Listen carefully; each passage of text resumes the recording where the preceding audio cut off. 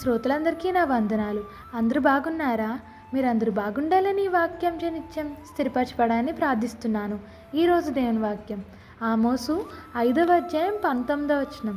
ఒకడు సింహం వద్ద నుండి తప్పించుకొనగా ఎలుగుబంటి ఎదురైనట్లు వాడి ఇంటికి పోయి గోడ మీద చేయి వేయగా పాము వారిని కరిచినట్లు ఆ దినం ఉండును. ప్రియ దేవుని బిడ్లారా, హోమర్ రాసిన గ్రీకు పురాణ గాథ అయిన ఒడిసిస్లో స్కిల్లాను అందమైన రాకుమార్తె ఉండేది. ఆమెను ట్రైట్ అనే రాజు ప్రేమించి వివాహం చేసుకున్నాడు. ఆయనకు చాలామంది భార్యలు ఉన్నారు. తన భార్య ఒకరితే స్కిల్లా చాలా అందంగా ఉండుట చూసి అసూయపడి ఆమె స్నానం చేసే నీటిలో ఒక మంత్రగత్తె ఇచ్చిన మందును కలిపివేసింది. దానితో స్నానం చేయడం వల్ల ఆమె ఒక అందవికారమైన రాక్షసిగా మారిపోయింది. అలాగే కెరిబిడీస్ అనే ఒక రాకుమార్తె ఉండేది. శత్రురాజులు ఆమెను చూచి ఈవిడ మనల్ని జయిస్తుంది అని చెప్పేసి ఆవిడ మీద కూడా ఒక మంత్రమును ప్రయోగిస్తారు. అప్పుడు ఆవిడ కూడా ఒక అందవికారమైన రాక్షసిగా మారిపోతుంది. ఆ సమయంలో ఈ రాక్షసి ఇటలీకి సిసిలీకి మధ్య ఉన్న సముద్రంలో ఆ గెడ్డ పైన ఒక పర్వతం యొక్క గృహలో నివసిస్తూ ఉండేది. ఆ మార్గమును వెళ్ళే ఓడలు ప్రయాణికుల్ని పట్టుకొని భక్షిస్తూ ఉండేది. ఈ గృహకు 100 అడుగుల గజం దూరంలో సిసిలీ వైపు కెరిబిడీస్ అనే రాక్షసి ఇంకొకరితో ఉండేది. వాళ్ళిద్దరూ కూడా అందమైన స్త్రీలే. వారిద్దరూ మంత్రగత్తె మంత్రానికి గురై వారిద్దరూ కూడా అందవికారమైన మాన్స్టర్స్గా తయారయ్యారు. కెరిబిడీస్ రోజుకు 3 సార్లు సుడిగుండంలను సృష్టించి ఏ ఓడనైనా ముంచివేయగలిగేది.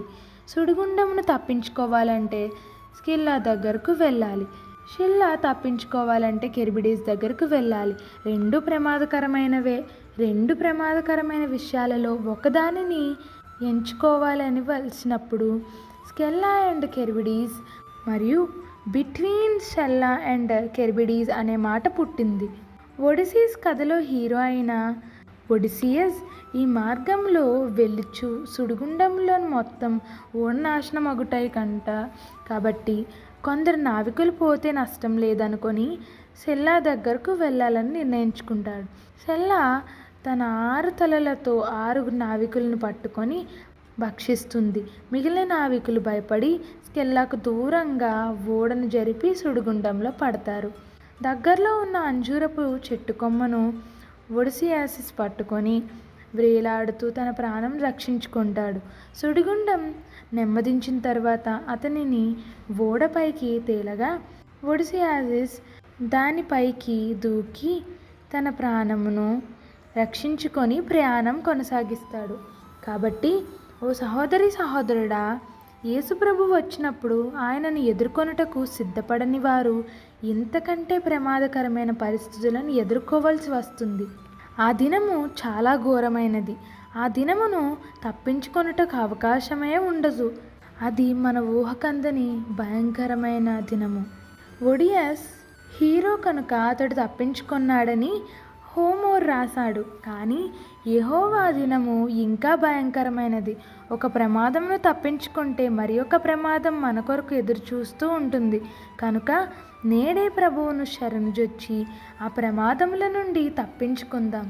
కాబట్టి సిద్ధపడు ఓ సహోదరుడా, ఒక క్రైస్తవుడా, సిద్ధపడు. ఆ విడవబడే గుంపులో మనం ఉండకూడదు. కాబట్టి ఈనాడే మార్పు చెంది ఆయన శరణుజొచ్చి ప్రమాదం నుండి తప్పించుకుందాం. ఇట్లు నీ సహోదరు గ్రేస్ మర్నత శాలం. మా ఛానల్ని లైక్ చేయండి, షేర్ చేయండి, కమెంట్ చేయండి. మరిన్ని వీడియోల కొరకు మా ఛానల్ సబ్స్క్రైబ్ చేయండి. పక్కనున్న బెల్ ఐకాన్ క్లిక్ చేయండి. Thanks for watching.